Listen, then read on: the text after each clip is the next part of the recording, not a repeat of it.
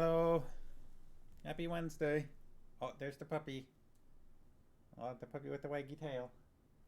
Wag, wag, wag. Wag, wag, wag. You showing off that booty. Wag, wag, wag, wag, wag.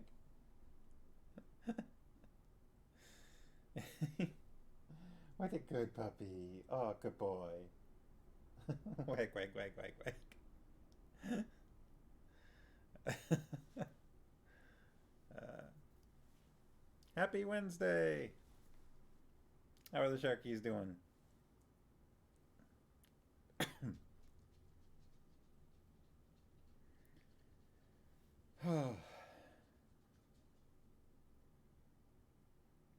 What's new on this 23rd? Doing okay. Feeling like it should be Friday. Yeah. We are in kind of a weird weekday limbo here because Farmhouse is on reading break. So our schedule is a little out of whack. But we spent the weekend out. You're eating ice cream. Long weekend. We spent the weekend out in Chilliwack. Came back Monday night. That was fun. We had pizza for dinner, which was tasty, but I don't know what happened. We uh we ordered our pizzas as usual. I was just feeling like, pepperoni pizza, like nothing unusual. And we get our pizzas, and for some reason on my pizza they put half pepperoni and half plain cheese pizza. I didn't order that. Somebody made a mistake, but like kind of a weirdly specific mistake, I feel like. Like I would have been less confused if they had just sent me a cheese pizza. Cuz then I would have been like no, it was clearly like divided down the middle. It was 50-50, pepperoni on one side, plain cheese on the other. So, but yeah, if they had just sent me a cheese pizza, I would have been like, "Oh, they made a mistake. They sent the wrong pizza." But the 50-50 split is like, oh, whoever was making this got confused or like forgot, like, and was like, oh, yes, this is a half cheese, half pepperoni. I don't know. Yeah, so that was a little puzzling, but we uh we got a credit for it, so no big deal. And like, I'm fine with cheese pizza. It's not what I ordered. It was just a little confusing.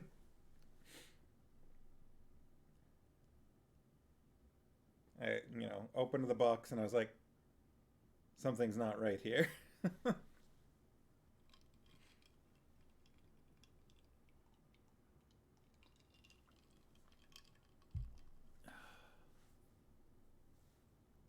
Yeah. Other than that, nothing too unusual for us, other than the going out to. That was on backwards.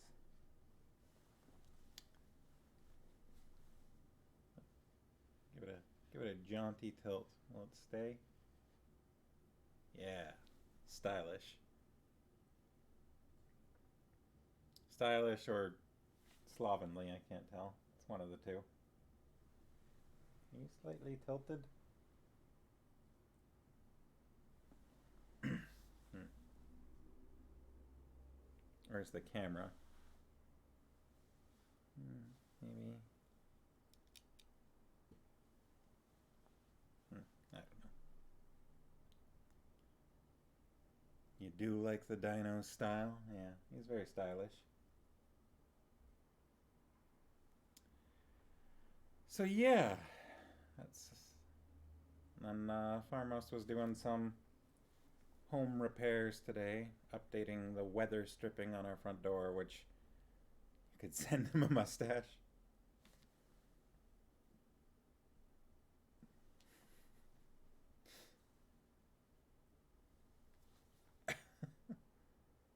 Like, what do you think? Like a curly one, or or like a handlebar?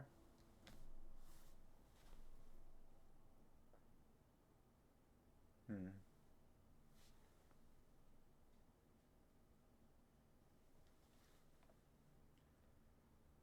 Harmo says he would look quite distinguished with a mustache. Not sure how well we could get one to stay on. I'm sure we could stick something on there pretty easily. Well, one of these or one of these.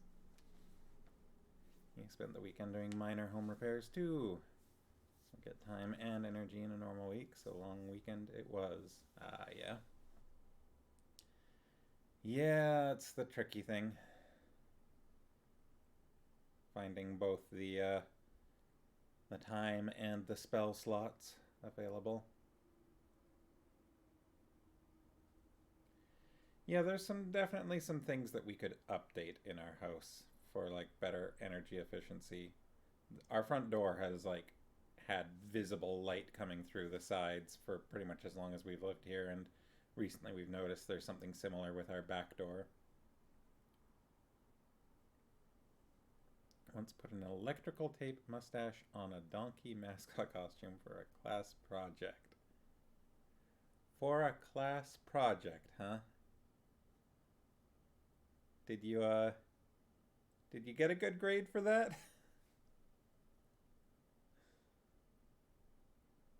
Mustache lives on upon a foam head. I see. Think you did? All right. I'll, I'll take your word for that. You may hear me say that and think, he doesn't sound like he believes me. I don't know why you're thinking that. What what would imply that I don't believe you that you got a good grade for sticking a foam mustache on a donkey mascot costume? Why would you doubt me on this? I believe you.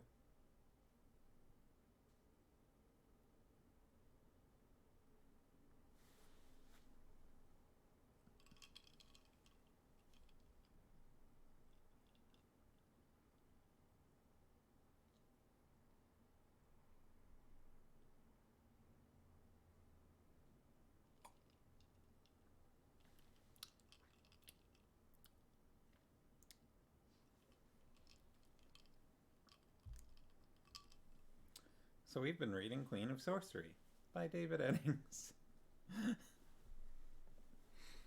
You think it was an interpretation of a Shakespeare play. We chose to do a battle of fast food restaurants. Was this high school or college? I could see that being either. Which play would that have been? Romeo and Juliet?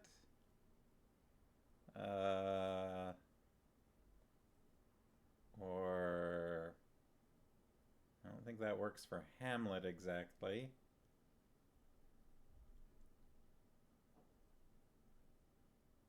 I was thinking Romeo and Juliet because it's got, the Montagues and Capulets, but maybe you could do the McDonald's and Arby's. It was at UFV. I think it may have been All's Well That Ends Well. I don't remember the plot of All's Well That Ends Well off the top of my head. I'm sure I've read that one. There are a few Shakespeare plays that I have not actually read. Like I've never actually read King Lear.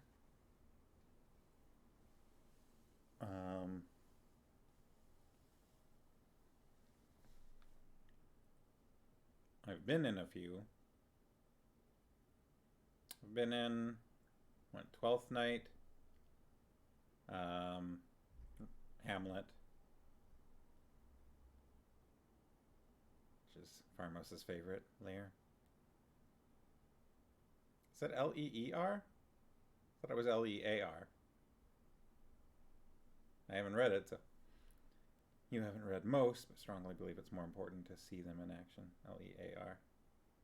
And it's your favorite, huh? You love it so much you can't even spell it right. That's right, I'm calling you out. You blame autocorrect. That's fair, yeah. Leer is a word. I think that I think there are benefits to both reading and seeing a play. Um, Sometimes I find it's easier to actually understand what's happening when I see it on stage if I've read it first, because sometimes there's subtleties and obscurities in the writing that I find sometimes are difficult to understand on the fly when you're just seeing it for the first time. So I think it's important to well, I find it beneficial for myself to have read a play before I see it. Not that I won't enjoy, at least Shakespearean plays. Not that I won't enjoy it if I see it without having read it first, but sometimes there have been some of them that I have seen without having read, and then I'm like, I have no idea what's going on right now. One of Sharky's favorite shows, Slings and Arrows, is a Canadian comedy. I have heard of Slings and Arrows, Canadian comedy about a professional theater, and each season is based on a Shakespeare tragedy, Hamlet, Macbeth, and King Lear. Oh, yeah, okay. Yeah. Yeah, we did watch that. I don't know if we watched all three, because there were 3 seasons. Did we watch all three? I remember, okay. I do remember some of that. I would need to see like an image of it to fully remember it. Because yeah, it sounds familiar. I remember watching it, but I don't remember who's in it or anything like that right off the top of my head.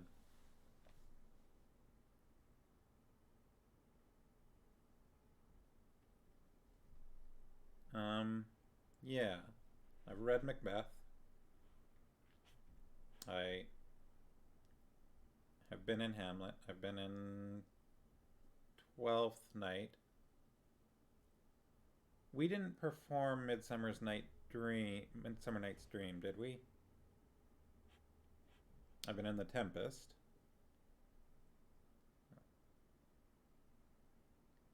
I also think Macbeth is more difficult to plot a difficult plot to base a season off. Hmm.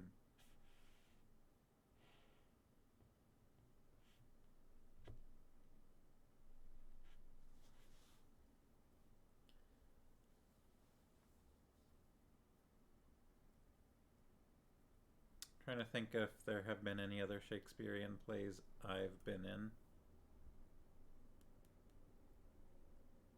Tempest was my first one, where I was. I don't remember my character's name. It was one of the three sort of drunken fools that fumble around in the background. Trinculo. I was Trinculo.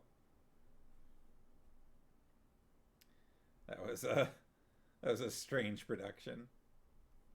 We had some because we were doing Bard in a banquet, so um, there was supposed to be a feast in the middle, but the kitchen was having problems. Like it was slower than they were expected to. So we got this like message that we needed to stall for time. Which how do you stall when you're performing a play that's scripted? So there was like an awkward Marco Polo scene that dragged on for way too long, and then we just randomly at a part where there was like a little bit of music, we did a conga line through the audience.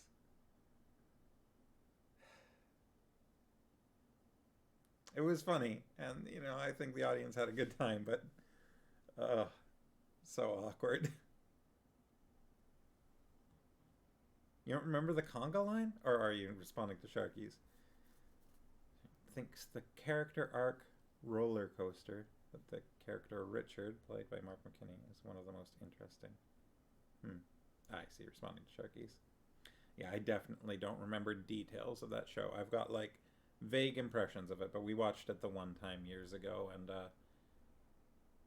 yeah, so you definitely remember the conga line. There was I would have been surprised if you forgot that.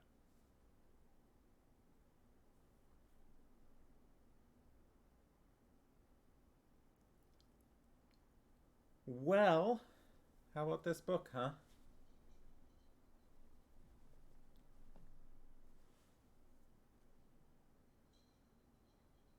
So, let's talk about the last chapter. We just finished chapter 7, 6 and 7. We powered through the both of them, even though it was a little longer. That was a longer stream last Friday.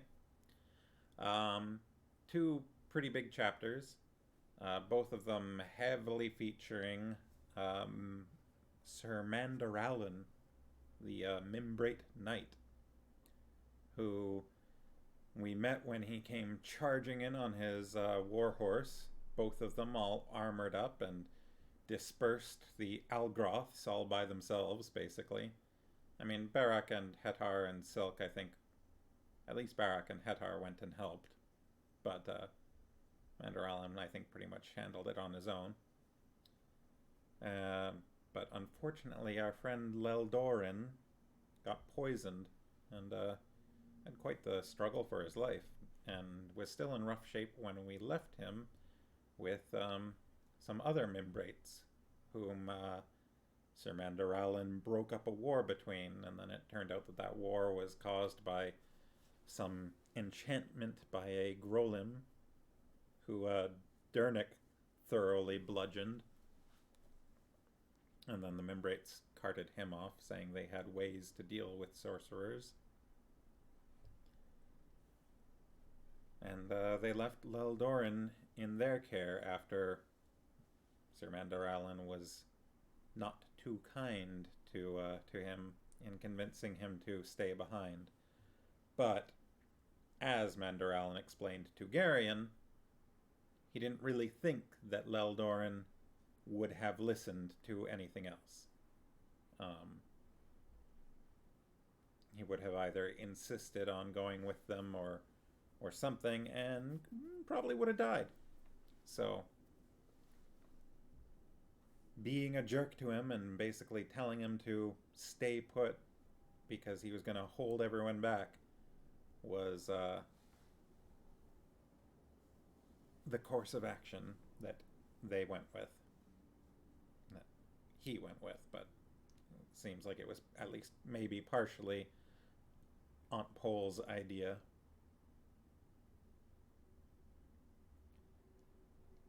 So yeah. There was also the whole bit with Barak insulting the Mimbrates. Sharky say someone being a jerk to someone for their own good is one of your least favorite tropes. I think that, like, I don't disagree, but in this case, knowing Leldorin and the way that he acts kind of makes sense. Like, to me, it makes sense that the way that this played out, because it does not seem like Leldorin was listening otherwise. I don't know. I guess, like, you don't mind it as much this time because Leldorin didn't like Mandaralin, so it wasn't one of those out of love tropes. Yeah, I guess I see what you mean. It wasn't like, sometimes I know what you mean, where you're like screaming at the TV because yeah, because of something like that, where someone that one character cares deeply about is doing the whole, like, making them feel bad because of reasons. I'm not explaining this well, but I don't think I need to explain it because you're the one who pointed it out, so you know what I'm talking about. What I'm trying to say is, I understand what you mean, probably. I don't know why I'm explaining it to prove that point. Hate it when a loved one makes another character think they're unloved, etc. Robs the victim of all agency. Yeah, yeah. Yeah, where somebody makes a decision on someone else's behalf without giving them the choice. Yeah, this wasn't exactly that. Because, like you said, there was already that dislike between, possibly even hatred between Leldorin and Mandoralin.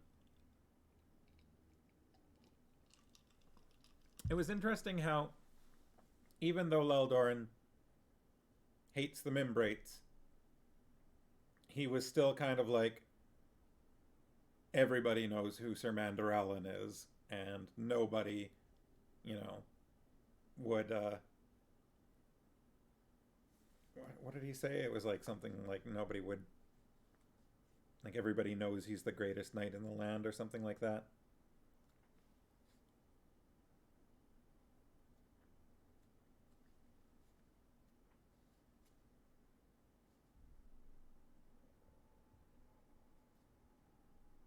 So that was interesting. The like, even though he doesn't like him, he still respects him.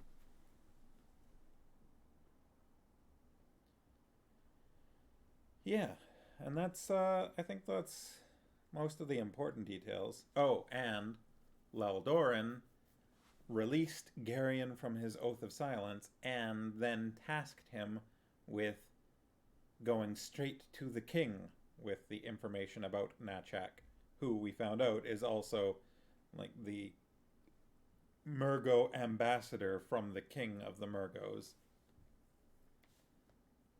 Um, so, some big developments there.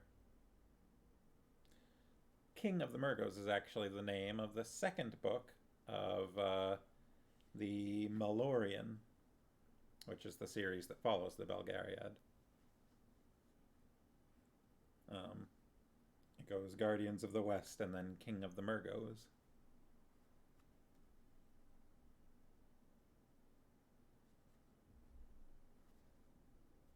So it's kind of funny to me when I see those words in this book. It just like sticks out a little bit.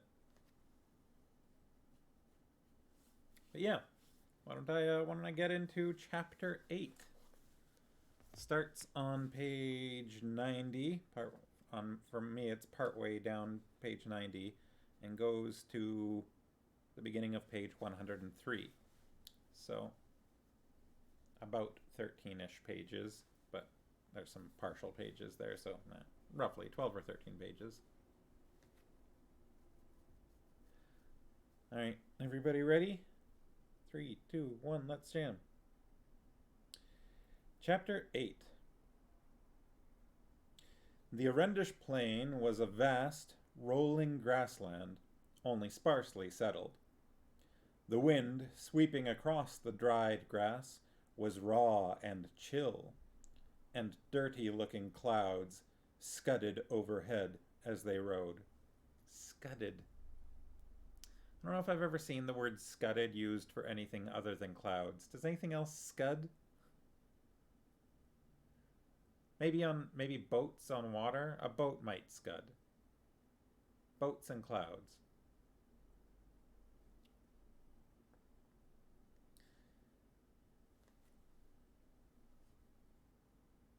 Almost feels like some things on water sometimes do.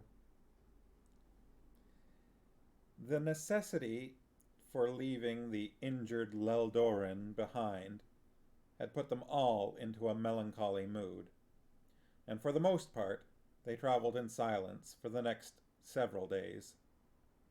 Garion rode at the rear with Hettar and the pack horses, doing his best to stay away from Mandoralin.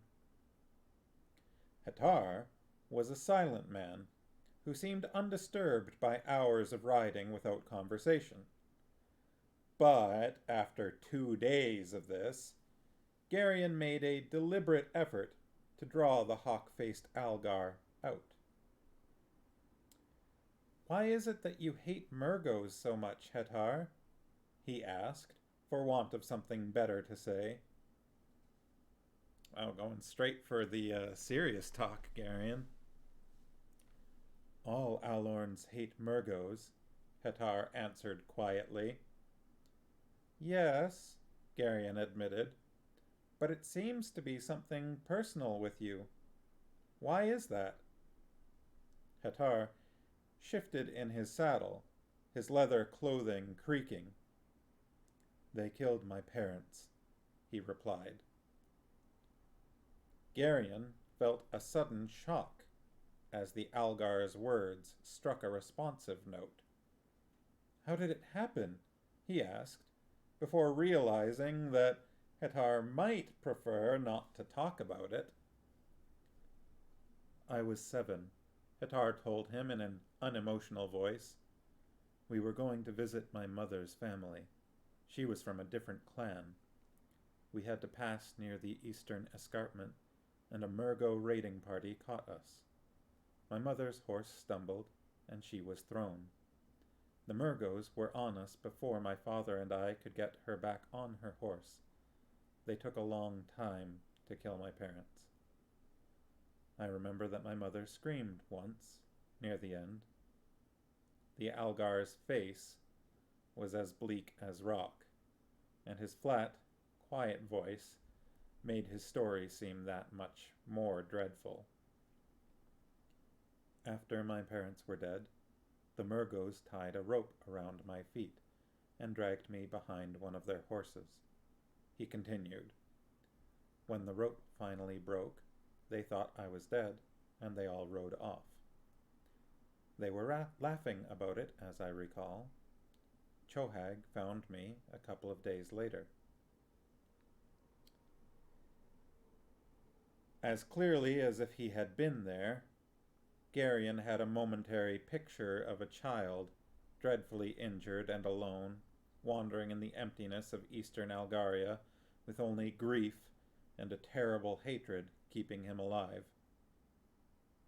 I killed my first Murgo when I was 10, Hettar went on in the same flat voice. He was trying to escape from us, and I rode him down and put a javelin between his shoulders. He screamed when the javelin went through him. That made me feel better. Chohag thought that if he made me watch the Murgo die, it might cure me of the hatred. He was wrong about that, though. The tall Algar's face was expressionless, and his wind-whipped scalp lock tossed and flowed out behind him. There was a kind of emptiness about him, as if he were devoid of any feeling but that one driving compulsion. Sharky say, if it took a long time, but she only screamed once, it implies the Algars are extremely stoic and brave people, but that it was bad enough to finally break her. Yeah, that's, it's not a very pleasant story, is it? For an instant, Garion dimly understood what Mr. Wolf had been driving at when he had warned about the danger of becoming obsessed with a desire for revenge. But he pushed the notion out of his mind. If Hettar could live with it, so could he. He felt a sudden fierce admiration for this lonely hunter in black leather. It's interesting that, there's the similarities between their stories, and Garion is noticing that, though he isn't exactly mentioning this to Hettar. Mr. Wolf was deep in conversation with Mandaralin, and the two of them loitered until Hettar and Garion caught up with them. For a time they rode along together.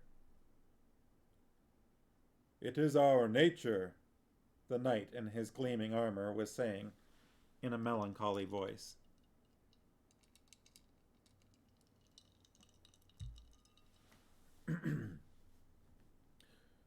"We are overproud, and it is our pride that dooms our poor Arendia to an internecine war."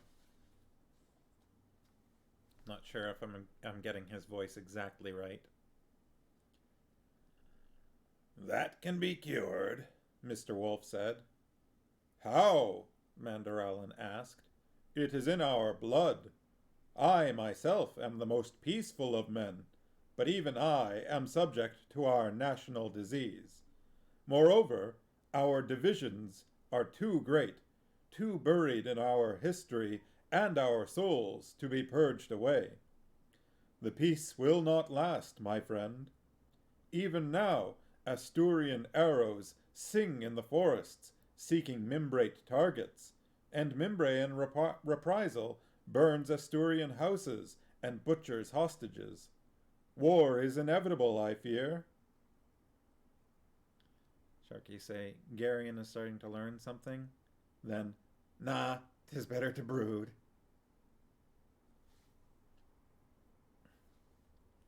If even I, Mr. Perfect, has it, there's no hope for anyone else. Yeah. War is inevitable, I fear. No, Wolf disagreed. It's not. How may it be prevented? Mandaralan demanded. Who can cure our insanity? I will, if I have to, Wolf told him quietly, pushing back his gray hood. Mandaralan smiled wanly. I appreciate thy good intentions, Belgarath, but that is impossible, even for thee. Nothing is actually impossible, Mandaralan, Wolf answered in a matter-of-fact voice. Most of the time I prefer not to interfere with other people's amusements, but I can't afford to have Arendia going up in flames just now. If I have to, I'll step in and put a stop to any more foolishness.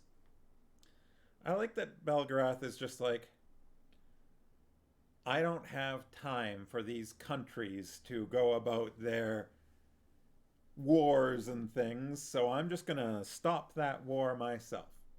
And he says it so like, I don't want to do it, but I guess I will if I have to. Well, just another day in the office.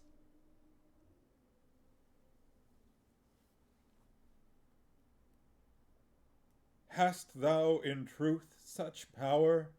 Mandaralan asked, somewhat wistfully, as if he could not quite bring himself to believe it.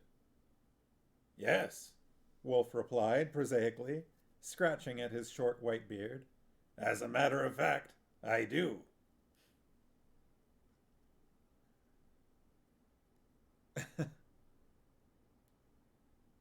Sharky saying a little bit of doctor vibe from Mr. Wolf, and Farmo says none of that pact of non-interference a la Star Trek. Yeah, he prefers not to interfere. You know, if it can be avoided, but if it's going to cause him problems, then he'll step in. Mandaralan's face grew troubled, even a bit awed at the old man's quiet statement. And Garion found his grandfather's declaration profoundly disturbing. If Wolf could actually stop a war single-handedly, he'd have no difficulty at all thwarting Garion's own plans for revenge. It was something else to worry about. Garion, you're so caught up in your own... Like, everything's about you right now.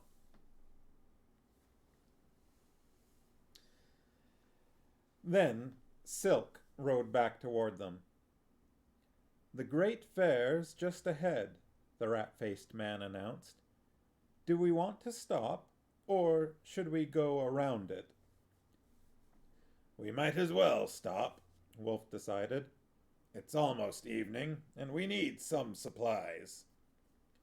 The horses could use some rest, too, Hettar said. They're starting to complain. You should have told me, Wolf said, glancing back at the pack train. They're not really in bad shape yet, Hettar informed him. But they're starting to feel sorry for themselves. They're exaggerating, of course, but a little rest wouldn't hurt them. Exaggerating? Silk sounded shocked. You don't mean to say that horses can actually lie, do you? Hettar shrugged. Of course. They lie all the time. They're very good at it. For a moment, Silk looked outraged at the thought. And then he suddenly laughed. Somehow that restores my faith in the order of the universe, he declared. Wolf looked pained. Silk, he said pointedly, you're a very evil man. Did you know that? One does one's best, Silk replied mockingly.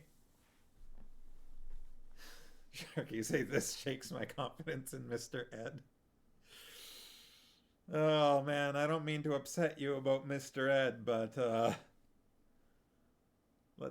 let's say it wasn't all completely honest, huh? I'll leave it at that. The Arendish Fair lay at the intersection of the Great West Road and the mountain track leading down out of Ulgoland. It was a vast collection of blue, red, and yellow tents and broad, striped pavilions stretching for a league or more in every direction. It appeared like a brightly hued city in the midst of the dun-colored plain, and its brilliant pennons snapped bravely in the endless wind under a lowering sky. I hope I'll have time to do some business, Silk said as they rode down a long hill toward the fair. Armo says, we like to think humans are the only ones who aren't always open and honest, but animals definitely also deceive and prank. Octopodes, punching fish, possibly just out of spite.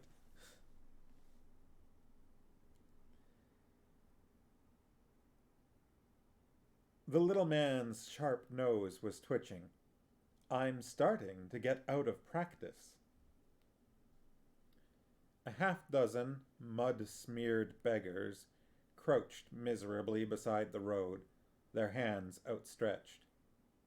Mandaralin paused and scattered some coins among them. You shouldn't encourage them, Barak growled. Charity is both a duty and a privilege, my lord Barak, Mandaralin replied. Why don't they build houses here? Garion asked Silk as they approached the central part of the fair. Sharkies have video of their cat jumping in front of Mia as she ran past, and she tripped over him and went flying. It was hilarious. Oh, I see. I missed a bunch of Farmos talking about really cute videos of dogs jumping out to scare their people. Yeah, like hiding around a corner and then going, wah! Or it's like clearly the dog was playing a prank. Or that one dog that supposedly barked at the front door to get their person to stand in order to steal pizza. Alright, so, why don't they build houses here? Garion asked Silk as they approached the central part of the fair. Nobody stays here that long, Silk explained. The fair's always here, but the population's very fluid. Besides, buildings are taxed. Tents aren't. It's an interesting little tidbit. Many of the merchants who came out of their tents to watch the party pass seemed to know Silk, and some of them greeted him warily, suspicion plainly written on their faces.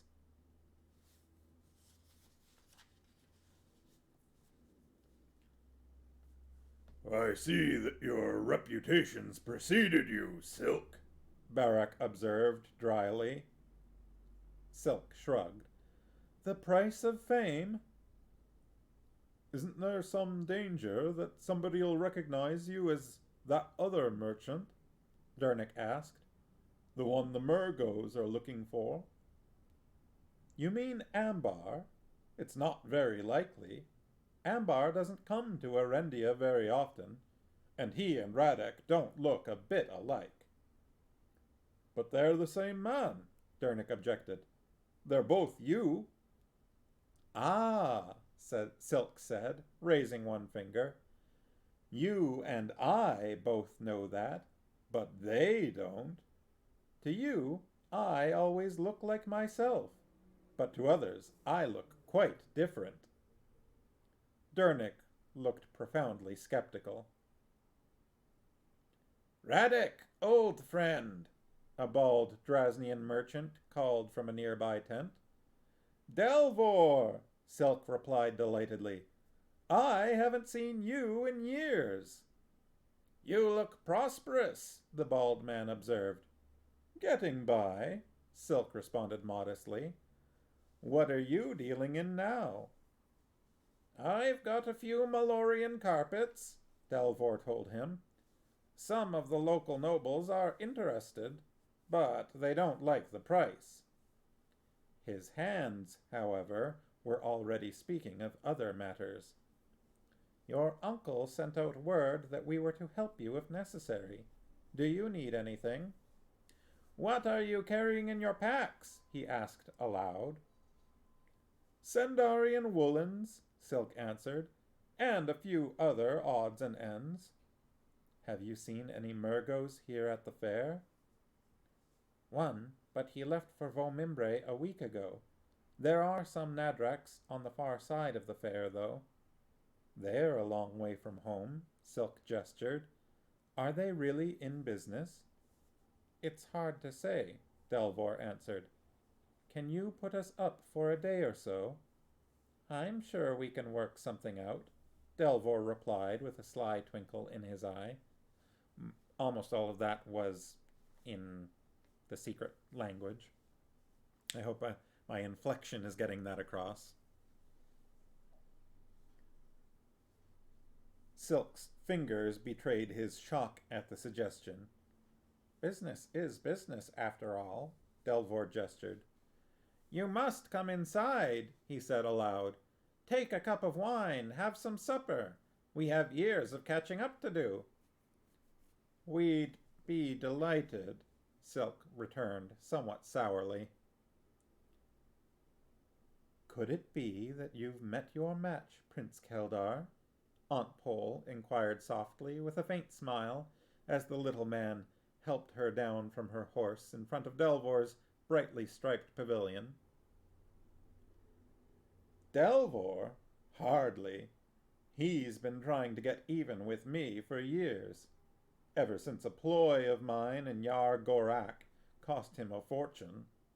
I'll let him think he's got me for a while, though. It will make him feel good, and I'll enjoy it that much more when I pull the rug out from under him. She laughed. You're incorrigible. He winked at her.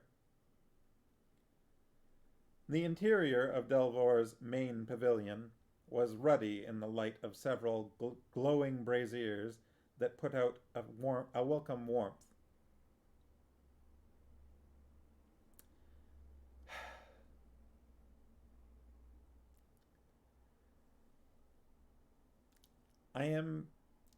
Obviously there's that spelling of that word, Brazier.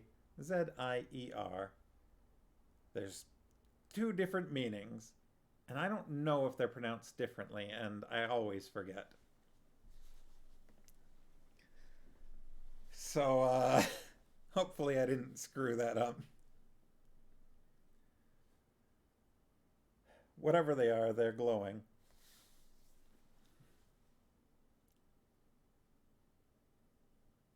Are they spelled differently?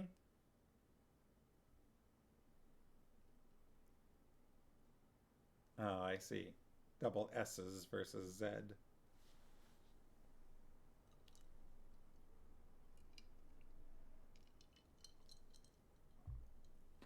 But are they pronounced differently? I'm safe. Okay.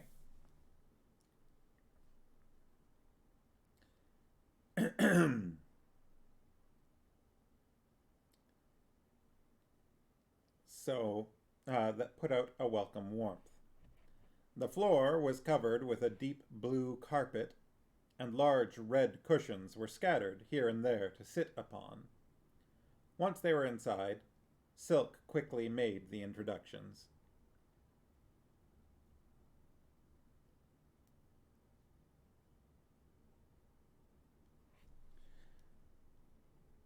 I'm honored, Ancient One, Delvor murmured, bowing deeply to Mr. Wolf and then to Aunt Pole. What can I do to help?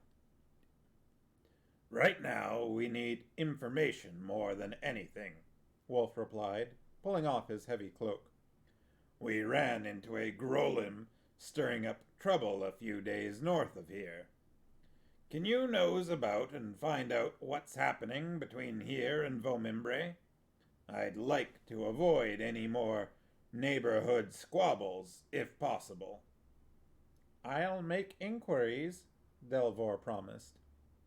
I'll be moving around too, Silk said.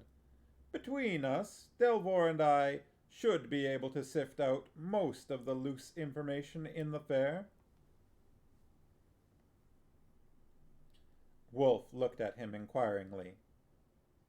Radek of Boktor never passes up a chance to do business, the little man explained, just a bit too quickly.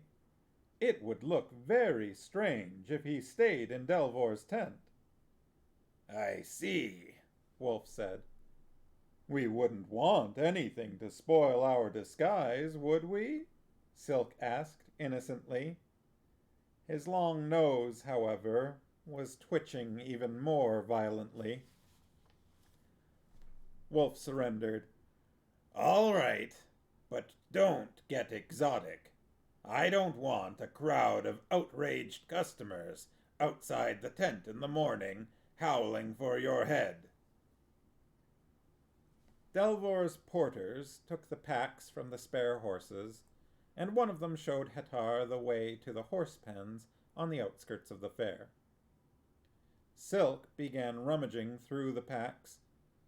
A myriad of small, expensive items began to pile up on Delvor's carpet as Silk's quick hands dipped into the corners and folds of the wool cloth.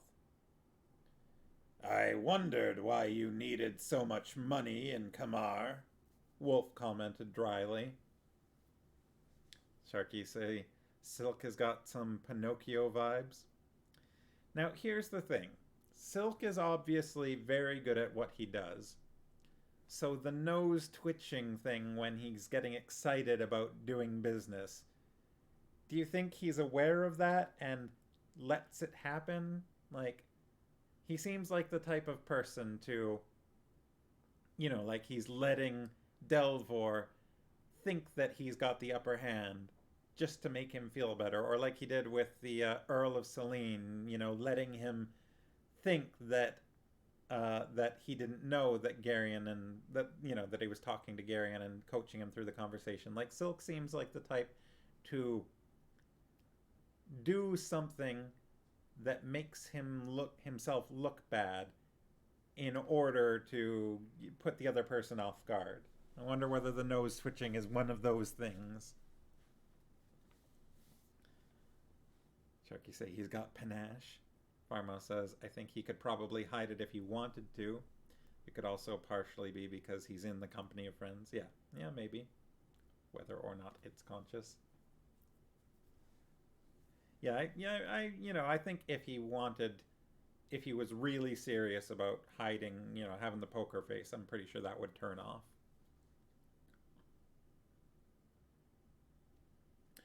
All right.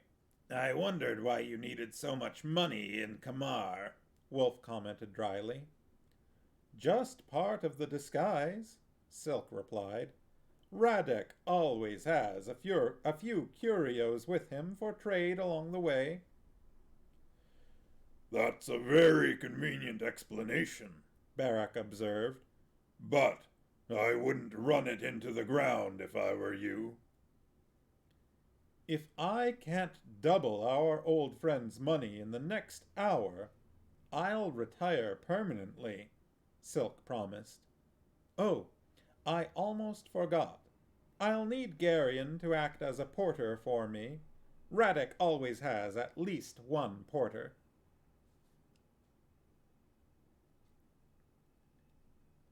Try not to corrupt him too much, Aunt Pole said. Silk bowed extravagantly and set his black velvet cap at a jaunty angle.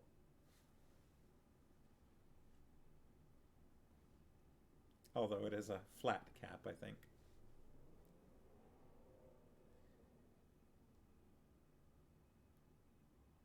With Geryon at his heels, carrying a stout sack of his treasures, he swaggered out into the great Arendish fair like a man going into battle. A fat Tolnedran, 3/10 down the way, proved troublesome and succeeded in getting a jeweled dagger away from Silk for only 3 times what it was worth. But 2 Arendish merchants in a row bought identical silk goblets at prices which, though widely different, more than made up for that setback. "I love to deal with errands," Silk gloated as they moved on down the muddy streets between the pavilions. The sly little Drasnian moved through the fair, wreaking havoc as he went. When he could not sell, he bought. When he could not buy, he traded. And when he could not trade, he dredged for gossip and information. Some of the merchants, wiser than their fellows, saw him coming and promptly hid from him. Geryon, swept along by the little man's enthusiasm, began to understand his friend's fascination with this game where profit was secondary to the satisfaction of besting an opponent. Silk's predations were broadly ecumenical. Ecumenical? He was willing to deal with anyone. He met them all on their own ground. Tolnedrans, Arans, Cherriks, fellow Drasnians, Sendars. Ecumenical? All right. Farmo says market equals Silk Disneyland. All right. Tolnedrans, Arans, Cherriks, fellow Drasnians, Sendars, all fell before him. By mid-afternoon he had disposed of all of what he had bought in Kamar. His full purse jingled, and the sack on Geryon's shoulders was still as heavy, but now it contained entirely new merchandise. Silk, however, was frowning. This bit here I find, I'll talk about it after. He walked along, bouncing a small, exquisitely blown glass bottle on the palm of his hand. He had traded 2 ivory-bound books of Wasite verse to a Rivan for the little bottle of perfume. "What's the trouble?" Geryon asked him as they walked back towards Delvor's pavilions.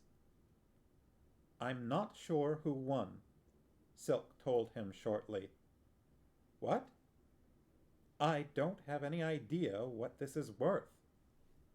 "Why did you take it, then?" "I didn't want him to know that I didn't know its value." "Sell it to somebody else." "How can I sell it if I don't know what to ask for it? If I ask too much, nobody'll talk to me, and if I ask too little, I'll be laughed out of the fair." Geryon started to chuckle. "I don't see that it's all that funny, Geryon," Silk said sensitively. He remained moody and irritable as they entered the pavilion. "Here's the profit I promised you," he told Mr. Wolf somewhat ungraciously as he poured coins into the old man's hand. "What's bothering you?" Wolf asked, eyeing the little man's grumpy face. "Nothing," Silk replied shortly. Then he glanced over at Aunt Pole, and a broad smile suddenly appeared on his face. He crossed to her and bowed.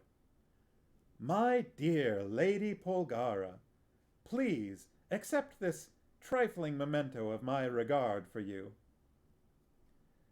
With a flourish, he presented the perfume bottle to her. Aunt Pole's look was a peculiar mixture of pleasure and suspicion. She took the small bottle and carefully worked out the tightly fitting stopper. Then, with a delicate gesture, she touched the stopper to the inside of her wrist and raised the wrist to her face to catch the fragrance. "Why, Keldar!" she exclaimed with delight. "This is a princely gift." Silk's smile turned a bit sickly, and he peered sharply at her, trying to determine if she was serious or not. Then he sighed and went outside, muttering darkly to himself about the duplicity of Rivans.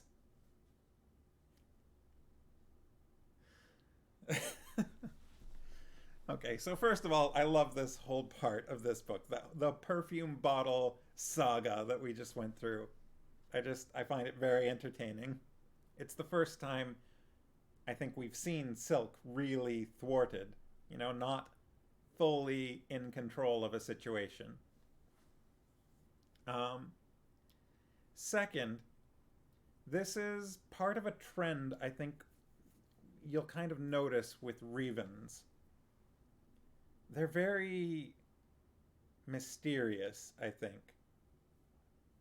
The Sharky say, "That Rivan sold me something good. How dare he?" It wasn't just that. It was, like, he didn't know what the Rivan sold him, and he couldn't admit that. And it was sort of like, did the Rivan get the better end of the deal or not? Silk really had no idea. And then it turns out maybe he didn't. Maybe Silk still came out ahead, except that he didn't really, because he couldn't sell what he got, so he didn't really come out ahead.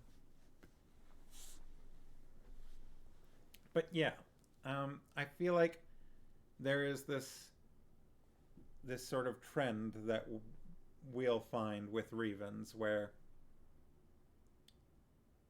I don't know. They're different. I'm trying to think if there have been any, because this is sort of, I think this is the first actual Rivan that we've encountered, and even then we didn't really encounter it. An encounter happened, and we just heard about it after the fact. I don't think we've seen any Rivans other than this sort of this one in the books so far. We've heard about them a little bit. Oh, except for Brand, yes. Except for Brand in the first book. That's true. We did see, there was Brand.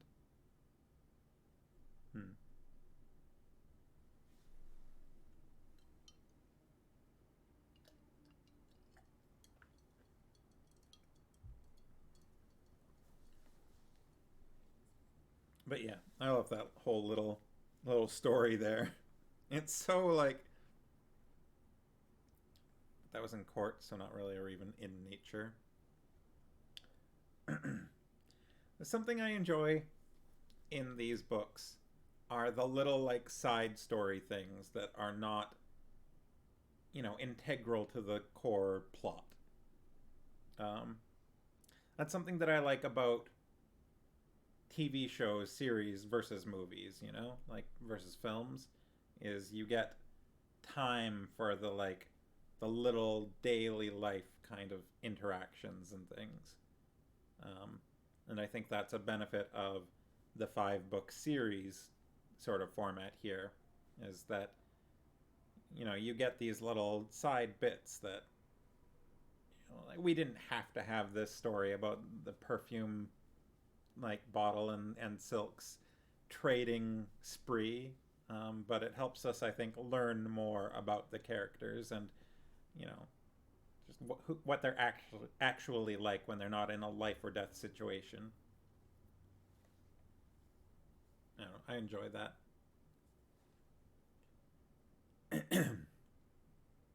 The duplicity of Rivans,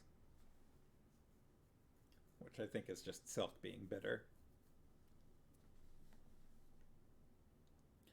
Delvor returned not long afterward, dropping his striped cloak in one corner, and held out his hand to one of the glowing braziers. As near as I was able to find out, things are quiet between here and Vomimbre, he reported to Mr. Wolf. But 5 Murgos just rode into the fair, with 24 thulls behind them. Hettar looked up quickly, his hawk face alert. Wolf frowned. Did they come from the north or the south? They claim to have come from Vomimbre, but there's red clay on the Thul's boots. I don't think there's any clay between here and Vomimbre, is there? None, Mandaralin declared firmly. The only clay in the region is to the north. Wolf nodded. Get Silk back inside, he told Barak. Barak went to the tent flap. Couldn't it just be a coincidence? Dernick wondered. I don't think we want to take that chance, Wolf answered. We'll wait until the fair settles down for the night, and then slip away. Just going to look at the map of Arendia. So they're at the Great Arendish Fair right now, which is right there. And he was wondering if they came from the north or the south. So north of the fair is Arendia, Sendaria, which borders Algaria, versus south goes down to Tolnidra. I'm looking at the larger map.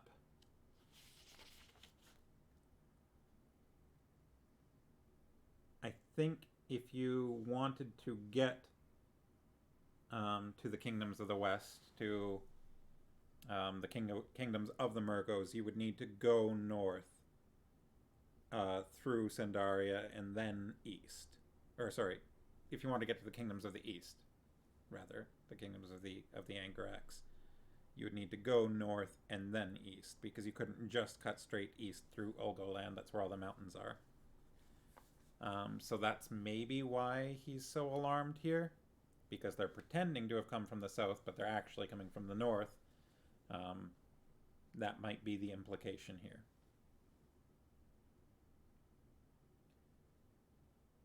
Silk came back inside, and he and Delvor spoke together briefly.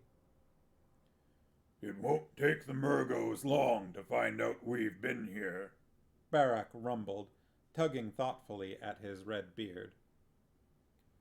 Then we'll have them dogging our heels every step of the way from here to Vomimbre. Wouldn't it simplify things if Hettar, Mandaralin, and I go pick a fight with them? 5 dead Murgos aren't going to follow anybody. Hettar nodded with a certain dreadful eagerness. I don't know if... Oh, whoops, wrong person. I don't know. I think that's one of the few times I've done that.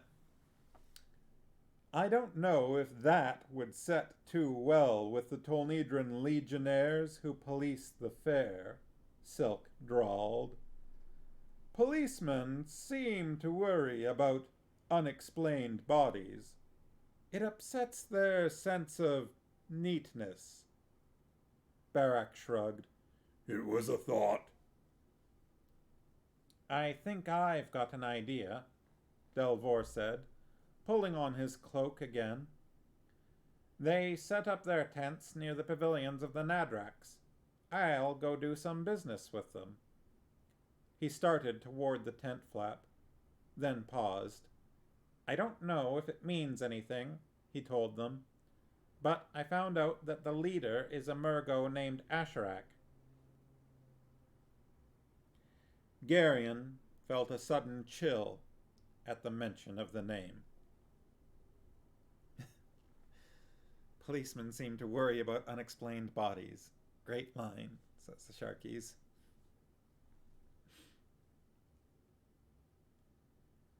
Barak whistled and looked suddenly very grim. We're going to have to attend to that one sooner or later, Belgarath, he declared. You know him? Delvor did not seem very surprised. We've met a time or two, Silk replied in an offhand way. He's starting to make a nuisance of himself, Aunt Pole agreed. I'll get started, Delvor said. Garion lifted the tent flap to allow Delvor to leave, but as he glanced outside, he let out a startled gasp and jerked the flap shut again. What's the matter? Silk asked him. I think I just saw Brill out there in the street. Sharky say Asherak is troubling the group like a pile of dirty dishes. I feel like Brill fits that that description possibly even a little better. Let me see, Dernick said. His fingers parted the flap slightly, and he and Garion both peered out. A slovenly figure loitered in the muddy street outside. Brill had not changed much since they'd left Faldor's farm. Farmos was thinking, keeps showing up like a bad penny. Like a bad red gold penny. Brill had not changed much since they'd left Faldor's farm. His tunic and hose were still patched and stained. His face was still unshaven, and his cast eye still gleamed with a kind of unwholesome whiteness. It's Brill, all right, Dernick confirmed. He's close enough for me to smell him. Delvor looked at the smith inquiringly. Brill bathes irregularly, Dernick explained. He's a fragrant sort of fellow. May I? Delvor asked politely. He glanced out over Dernick's shoulder. Ah, he said, that one. He works for the Nadrax. I thought that was a little strange, but he didn't seem important, so I didn't bother to investigate. Dernick, Wolf said quickly. Step outside for a moment. Make sure he sees you, but don't let him know that you know he's there. After he sees you, come back inside. Hurry, we don't want to let him get away. Dernick looked baffled, but he lifted the tent flap and stepped out. What are you up to, Father? Aunt Pole asked rather sharply. Don't just stand there smirking, old man. That's very irritating. It's perfect, Wolf chortled, rubbing his hands together. Dernick came back in, his face worried. He saw me, he reported. Are you sure this is a good idea? Of course, Wolf replied. Asherak's obviously here because of us, and he's going to be looking all over the fair for us. Why make it easy for him? Aunt Pole asked. We won't, Wolf replied. Asherak's used Brill before. In Murgos, remember? It says in Murgos in my copy, but I believe it means Muros. That's gonna be a tricky one for an editor to catch. But yeah, because Murgos is a word that's in these books, but pretty sure it means in Muros because they were in a town called Muros. Sharky say stained hose sounds particularly gross. And Farmo says slip of the tongue there, Belgarath. Alright, so Asherak's used Brill before. In Muros, remember? He brought Brill down here because Brill would recognize you or me or Dernick or Garion. Probably Barak too, and maybe Silk. Is he still out there? Garion peered out through the narrow opening. After a moment, he saw the unkempt Brill half hidden between two tents across the street. "He's still there," he answered. "We'll want to keep him there," Wolf said. "We'll have to be sure that he doesn't get bored and go report back to Asherak that he's found us." Silk looked at Delvor, and they both began to laugh. "What's funny?" Barak demanded suspiciously. "You almost have to be a Drasnian to appreciate it," Silk replied. He looked at Wolf admiringly. "Sometimes you amaze me, old friend." Mr. Wolf winked at him. "Thy plan still escapes me," Mandoralin confessed. "May I?" Silk asked Wolf. He turned back to the knight. "It goes like this, Mandoralin. Asherak's counting on Brill to find us for him. But as long as we keep Brill interested enough, he'll delay going back to tell Asherak where we are. We've captured Asherak's eyes, and that puts him at quite a disadvantage." "But will this curious Sendar not follow us as soon as we leave the tent?" Mandoralin asked. "When we ride from the fair, the Murgos will be immediately behind us." "The back wall of the tent is only canvas, Mandoralin," Silk pointed out gently. "With a sharp knife, you can make as many doors in it as you like." Delvor winced slightly, then sighed. "I'll go see the Murgos," he said. "I think I can delay them even more." Sharky say, Hamlet in love with the old man's daughter. The old man thinks. Slip of the tongue.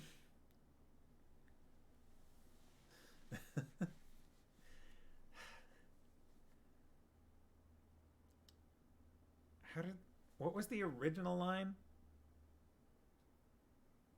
Hamlet thinks he's in love with the old man's daughter? What in love? The old man thinks. No, the old man thinks. The old man thinks. The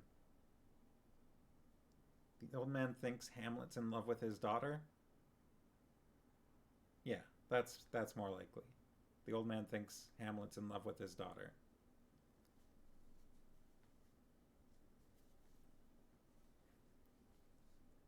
Oh, that's the right line, I believe. Yeah, no, I'm thinking the original line, that one was clarifying. Because there was a line first that was like, yeah, okay, you got it. Then that's why Hamlet, in love with the old man's daughter, the old man thinks. He's in love with his daughter? Yeah.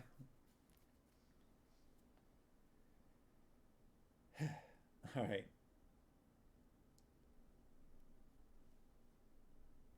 We're out of our depth here.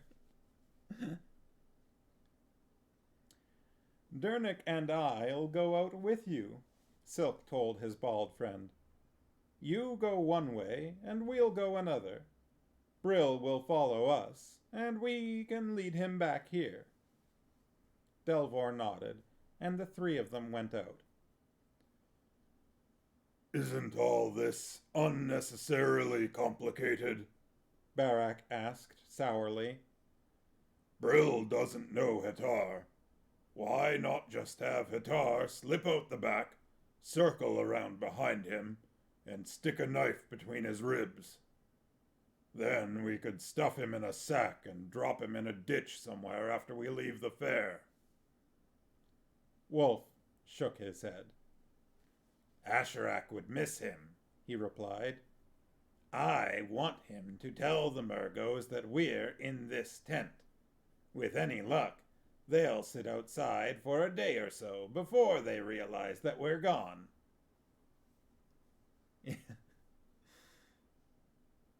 Sharky say, I like how every one of Barak's suggestions are, stab him. Farmos is loving the ambiguity of the English language. Still the best play she's been a part of. He found something that works. Yeah. Barak doesn't like to overcomplicate things. If stabbing works, then stab away. That's what Barak always says.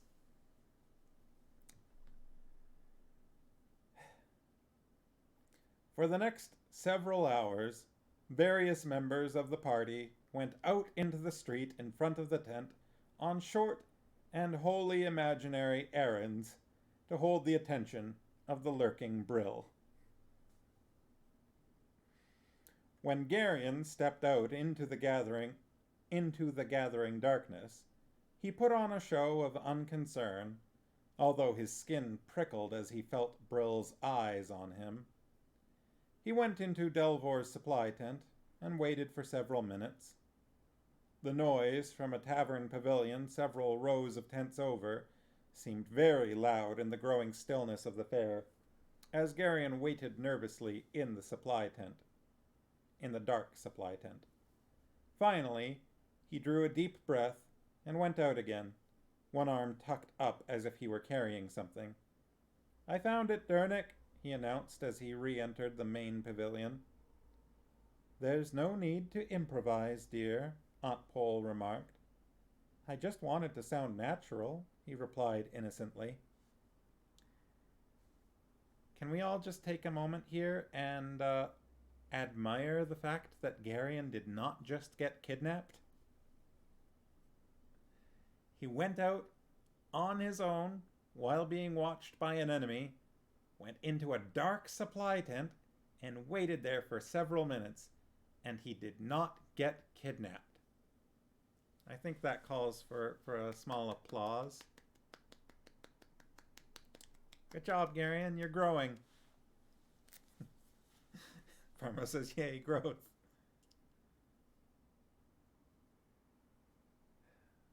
Sharky say, conflict on a battlefield? That's a stabbing. Knife fight sneaking through city streets? You bet that's a stabbing. Cook served you food that was underdone? Well, that's a stabbing.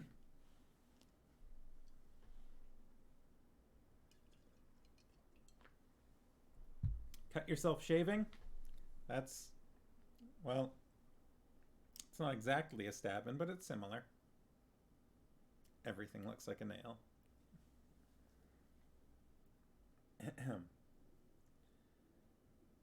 All right, let's see. Delvor returned soon after that, and they all waited in the warm tent as it grew darker outside and the streets emptied. Once it was fully dark, Delvor's porters pulled the packs out through a slit in the back of the tent. Silk, Delvor, and Hettar went with them to the horse pens on the outskirts of the fair, while the rest, went with the porters to the horse pens on the outskirts of the fair, while the rest remained long enough to keep Brill from losing interest. In a final attempt at misdirection, Mr. Wolf and Barak went outside to discuss the probable conditions of the road to Prolgu in Ulgoland. "It might not work," Wolf admitted as he and the big red-bearded man came back inside. "Asherak's sure to know that we're following Zedar south, but if Brill tells him that we're going to Prolgu, it might make him divide his forces to cover both roads." He looked around the inside of the tent. "All right," he said. "Let's go." One by one, they squeezed out through the slit in the back of the tent and crept into the next street. Then, walking at a normal pace like serious people on honest business, they proceeded toward the horse pens. They passed the tavern pavilion where several men were singing. The streets were mostly empty by now, and the night breeze brushed the city of tents, fluttering the pennons and banners. Then they reached the edge of the fair, where Silk, Delvor, and Hettar waited with their mounts. Good luck, Delvor said as they prepared to mount. I'll delay the Murgos for as long as I can. Silk shook his friend's hand. I'd still like to know where you got those lead coins. Delvor winked at him. What's this? Wolf asked. Delvor's got some Tolnedran crowns, stamped out of lead and gilded over, Silk told him. He hid some of them in the Murgos' tent, and tomorrow morning he's going to go to the Legionnaires with a few of them and accuse the Murgos of passing them. When the Legionnaires search the Murgos' tent, they're sure to find the others. Money's awfully important to Tolnedrans, Barak observed. If the Legionnaires get excited enough about those coins, they might start hanging people. Delvor smirked. Wouldn't that be a terrible shame? They mounted then, and rode away from the horse pens toward the highway.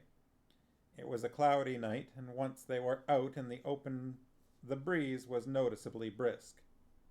Behind them, the fair gleamed and twinkled under the night sky like some vast city. Garion drew his cloak about him. It was a lonely feeling to be on a dark road on a windy night when everyone else in the world had a fire and a bed and walls around him. Then they reached the Great West Road, stretching pale and empty across the dark, rolling Arendish plain, and turned south again. And that's the end of chapter 8 on page 103. And it's 8:20, so that's definitely going to be a good place to stop on this Wednesday evening. Arma says Silk comes out the tent, sneaks around, and comes out the same way again, but wearing a false mustache, and then funny glasses.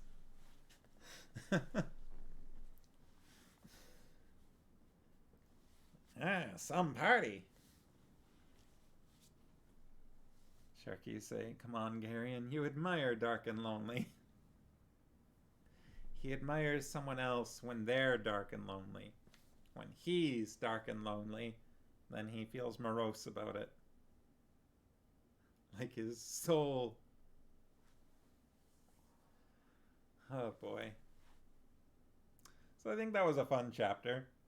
Not like, no big action scenes or anything, but we had Silk in his natural element. We got a conversation with Hettar that was not so fun, but we learned a little bit about him and why he is the way he is.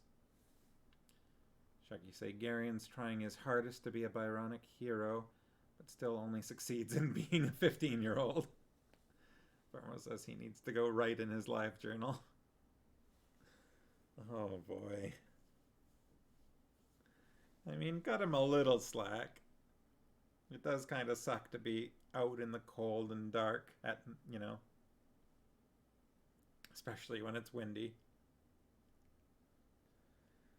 I don't know. We see everything from his point of view, so it's really easy to be like teen angst, but he is going through some sucky situations. There's some stuff where, like, if I were there, I'd be pretty miserable.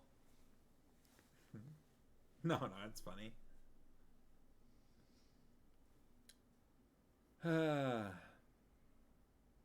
We encountered a Rivan, an unnamed Rivan merchant.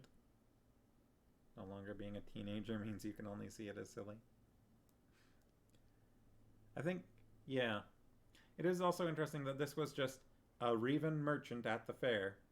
So, there are Rivans out there. I just think there's not maybe very many of them.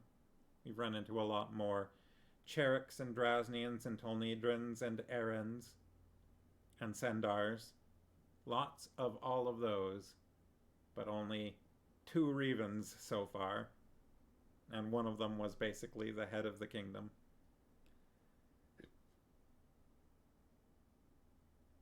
Hey, you kids, stop with the moodiness. In my day. Yep.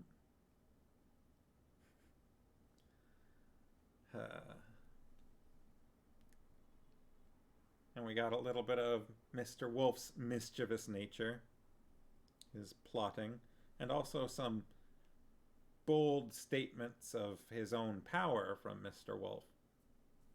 In my day, we were also moody. But, we were justified in our moodiness because we were moody about things that mattered.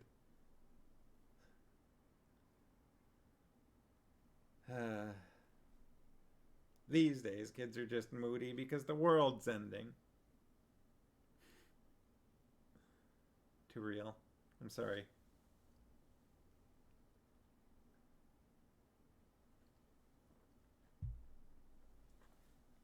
So yeah, I think there was a fair amount actually happened in this chapter, even though it wasn't any big fights or anything. There was a decent amount of different stuff happening there. He chortled. That's right, chortled.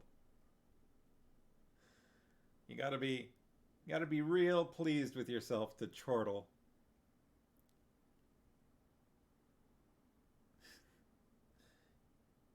Pharma says, yeah, kids these days upset about social justice. In my day, bands broke up. I'm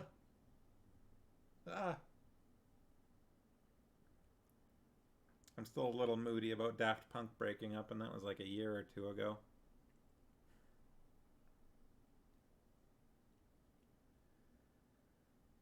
Oh, breaking up is maybe not exactly correct. I don't know.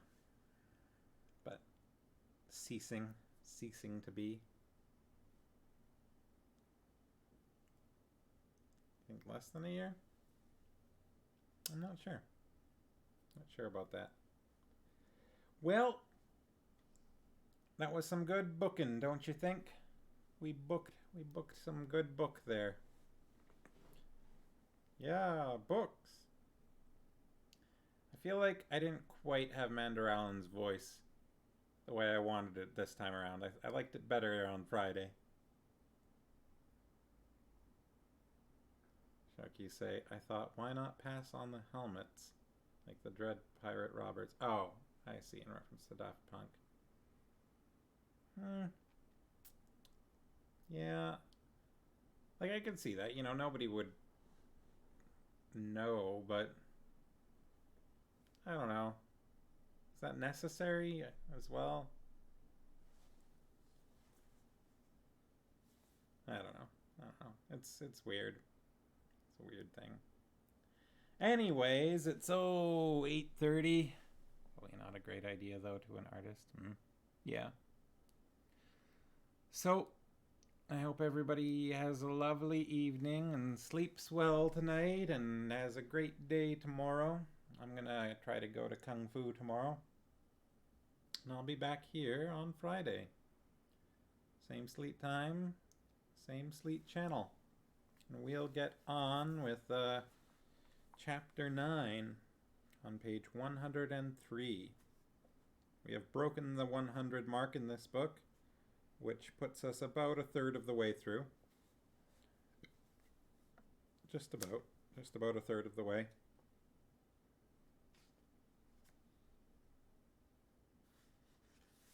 I love in the back of this book. Wait, what? Huh? What's this? I'm confused.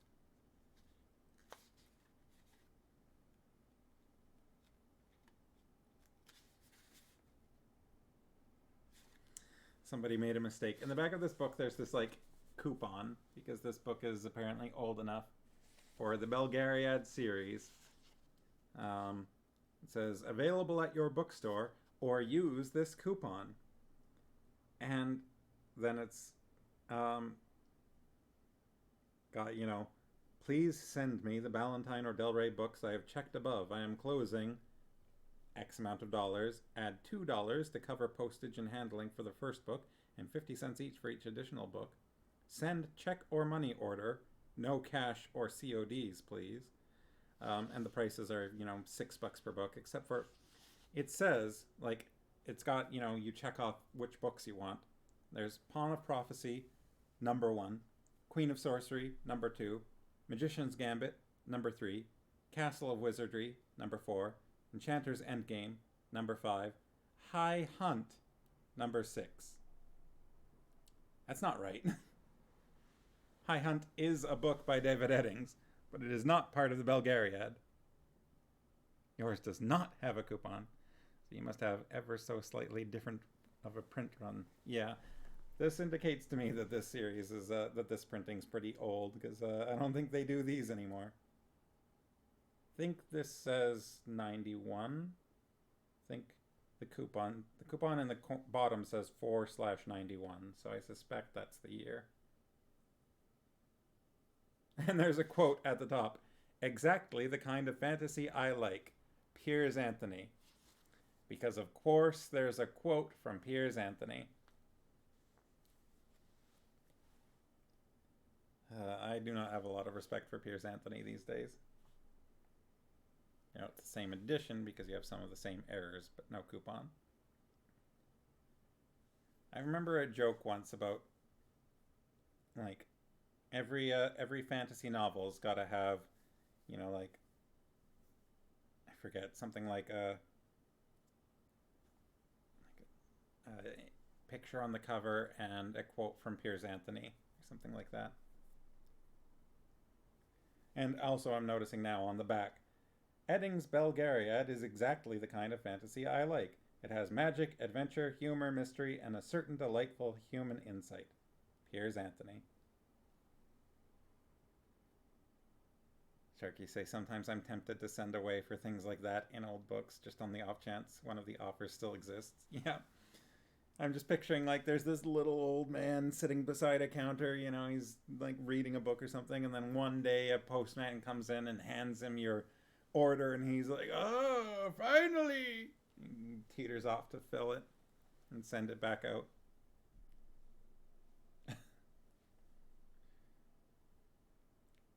It's the first work I've had in 15 years.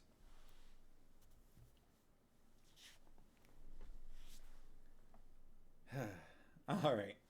Well, I interrupted myself with that little coupon thing there. All right, so have a good night. Happy Wednesday.